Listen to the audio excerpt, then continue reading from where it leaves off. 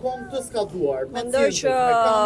gjendja në spitalet shqiptare, sidomos në spitalin onkologjik, është e papranueshme. Jo vetëm e degraduar, jo vetëm mungojnë financimet,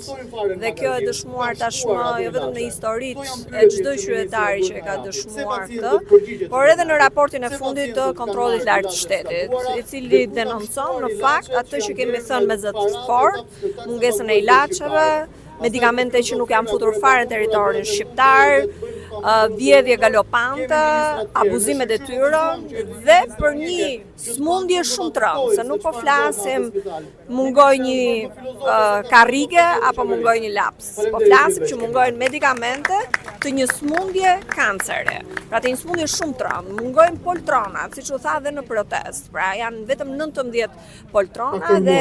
pacientët detyrohen të marrin ilaçet të ulur në karrige.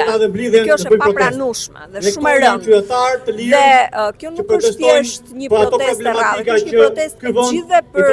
për një të drejtë themelore që duhet të ketë çdo qytetar shqiptar, të ketë shërbim shëndetësor dhe akses në shërbim shëndetësor.